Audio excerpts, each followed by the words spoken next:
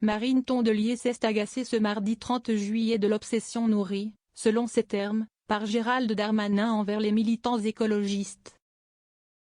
Au sujet des sabotages subis par la SNCF juste avant la cérémonie d'ouverture des Jeux Olympiques, le ministre de l'Intérieur démissionnaire avait évoqué une action possible de l'ultra-gauche. La secrétaire nationale des Verts y a vu l'occasion de défendre les militants de la cause climatique trop régulièrement dans le viseur de la police, d'après elle. Ultra-gauche, on voit bien l'ambiguïté qui plane dans ses propos, a-t-elle évoqué dans la matinale de France 2. Par son obsession contre quelques militants écolos assez inoffensifs, Gérald Darmanin rate souvent sa cible, a-t-elle ensuite pensé. La veille, le ministre de l'Intérieur démissionnaire avait annoncé sur France 2 l'identification d'un certain nombre de profils qui pourraient être impliqués dans les sabotages du réseau SNCF. Gérald Darmanin avait également pointé le mode traditionnel d'action de l'ultra-gauche dans les dégâts causés, sans jamais évoquer un lien quelconque avec les écologistes, comme cela est rappelé à Marine Tondelier sur le plateau de France 2. Ne pas confondre avec la désobéissance civile. La secrétaire nationale des écologistes en a néanmoins profité pour évoquer les récentes arrestations de militants écologistes. Elle accuse le ministre de l'Intérieur démissionnaire de s'être vanté d'avoir fait arrêter 45 militants écologistes. Ce qu'il a oublié de vous dire, si est que 44 ont été relâchés sans aucune poursuite, a-t-elle ajouté en mentionnant notamment des arrestations pour des autocollants. Plusieurs interpellations de militants écologistes ont effectivement eu lieu ces derniers jours, mais pour des motifs différents.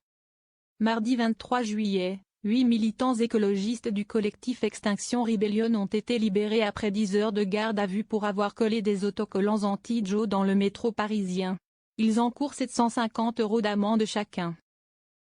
Par ailleurs, le 29 juillet, Gérald Darmanin a confirmé sur le plateau de Télématin une petite cinquantaine d'interpellations de personnes, qui, manifestement, avec d'autres on les évalue à 150, voulaient faire des actions soit de sabotage, soit de contestation radicale à Paris pendant les premières épreuves de Jeux Olympiques. Et de se féliciter, nous avons su déjouer cela.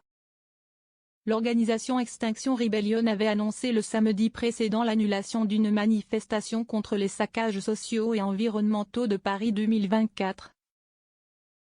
Suite à la répression qui s'est abattue sur les militants avant même le début de celle-ci, évoquant sur son compte francophone du réseau social X des interpellations préventives d'activistes et journalistes nassés.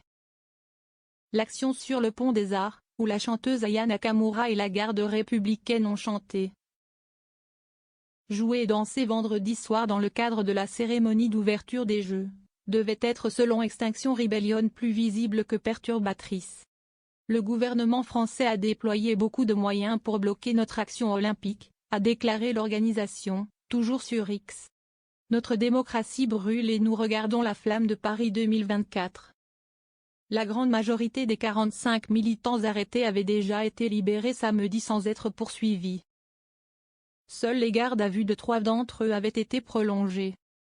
Ils ont été finalement relâchés dimanche après-midi sans poursuite à ce stade, selon le parquet, sollicité par l'AFP.